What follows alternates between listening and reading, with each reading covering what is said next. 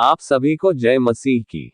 इस वीडियो में मैं आपको बताऊंगा मत्ती 17 का 1 से 13 तक। पहले मैं आपको यह वचन पढ़ के सुनाऊंगा, उसके बाद ठीक से समझाऊंगा। पूरा वीडियो को जरूर देखें। इस चैनल में आपको नया नियम, पुराना नियम और प्रार्थना मिल जाएगा। प्लेलिस्ट में आप आसानी से देख सकते हैं। अब हम वचन को शुरू करते हैं।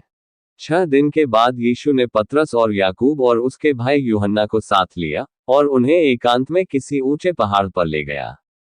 और वहां उनके सामने उसका रूपांतरण हुआ और उसका मुंह सूर्य के समान चमका और उसका वस्त्र ज्योति के समान उजला हो गया। और मूसा और एलियाह उसके साथ बातें करते हुए उन्हें दिखाई दिए। इस पर पतरस ने यीशु से कहा, हे प्रभु, हमारा यहाँ रहना अच्छा है। यदि तेरी इच्छा हो तो मैं यहाँ 3 तंबू बनाऊं, एक तेरे लिए, एक मूसा के लिए और एक एलियाह के लिए। वह बोल ही रहा था कि एक उजले बादल ने उन्हें छा लिया और उस बादल में से यह शब्द निकला, यह मेरा प्रिय पुत्र है जिससे मैं प्रसन्न हूं, इसकी सुनो। चेले ये सुनकर मुंह के बल गिर गए और अत्यंत डर गए। यीशु ने पास आकर उन्हें छुआ और कहा, उठो, डरो मत। तब उन्होंने अपनी आंखें उठाकर यीशु को छोड़ और किसी को न देखा। जब वे पहाड़ से उतर रहे थे तब यीशु ने उन्हें ये निर्देश दिया, जब तक मनुष्य का पुत्र मरे हुओं में से न जी उठे, तब तक जो कुछ तुमने देखा है किसी से न कहना। और उसके चेलों ने उससे पूछा, फिर शास्त्री क्यों कहते हैं कि एलिय्याह का पहले आना अवश्य है? उसने उत्तर दिया, एलिय्याह तो अवश्य आएगा और सब कुछ सुधारेगा। परंतु मैं तुमसे कहता हूं कि एलिय्याह आ चुका और उन्होंने उसे नहीं पहचाना, परंतु जैसा चाहा वैसा ही उसके साथ किया। इसी प्रकार से मनुष्य का पुत्र भी उनके हाथ से दुख उठाएगा। तब चेलों ने समझा कि उसने हमसे यूहन्ना बपतिस्मा देने वाले के विषय में कहा है। इस वचन को ठीक से समझाता हूं। यीशु का रूपांतरण। यीशु अपने 3 खास चेलों पतरस, याकूब और यूहन्ना को लेकर एक ऊंचे पहाड़ पर गए। वहां यीशु का स्वरूप बदल गया, उनका चेहरा सूर्य की तरह चमक उठा और उनके वस्त्र प्रकाश की तरह उज्ज्वल हो गए। मूसा और एलिय्याह प्रकट हुए और यीशु से बातें करने लगे। मूसा व्यवस्था, कानून का प्रतिनिधित्व करते हैं और एलिय्याह भविष्यद्वक्ताओं का प्रतिनिधित्व करते हैं। इसका मतलब पूरी व्यवस्था और भविष्यवाणी यीशु की ओर इशारा करती है।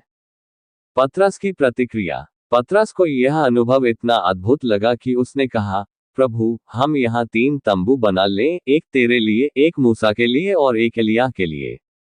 पतरस इस अनुभव को स्थायी करना चाहता था, लेकिन वह नहीं समझ पाया कि यह केवल एक दर्शन है, स्थायी ठहरने की जगह नहीं। परमेश्वर की आवाज। बादल छा गया और परमेश्वर की आवाज आई, यह मेरा प्रिय पुत्र है जिससे मैं प्रसन्न हूं, इसकी सुनो। ये यीशु की दिव्यता, गॉड सोन होने की पुष्टि थी। चेले डर गए और मुंह के बल गिर पड़े। यीशु का सांत्वना देना। यीशु ने उन्हें छुआ और कहा, उठो, डरो मत। जब उन्होंने आंखें खोली तो केवल यीशु ही दिखाई दिए। इसका अर्थ है, अंत में केवल यीशु ही पर्याप्त है। व्यवस्था और भविष्यवक्ताओं का उद्देश्य यीशु की ओर ले जाना था। रहस्य रखने का आदेश। यीशु ने कहा कि जब तक वह मृतकों में से जी न उठे, इस दर्शन को किसी से न कहना। क्योंकि लोग अभी पूरी तरह नहीं समझ पाते कि यीशु का असली मिशन क्या है, उसकी मृत्यु और पुनरुत्थान। एलिय्याह के विषय में प्रश्न। चेलों ने पूछा, शास्त्री कहते हैं कि एलिय्याह का पहले आना आवश्यक है। यीशु ने उत्तर दिया, हाँ, एलिय्याह आ चुका, पर लोग उसे नहीं पहचान पाए और उसके साथ जैसा चाहा वैसा किया। यहाँ यीशु बता रहे थे कि यूहन्ना बपतिस्मा देने वाला ही उस भविष्यवाणी की पूर्ति है जो एलिय्याह के आने के बारे में कही गई थी, मलाकी 4 का 5 से 6। जैसे यूहन्ना को सताया गया और मार डाला गया, वैसे ही यीशु को भी दुख उठाना होगा। मुख्य संदेश। यीशु परमेश्वर का पुत्र है, उन पर विश्वास करना और उनकी सुनना आवश्यक है। व्यवस्था और भविष्यद्वक्ता यीशु में पूरी होती है। चेले और हम सबको समझना चाहिए कि यीशु का मार्ग दुख, मृत्यु और पुनरुत्थान से होकर जाता है।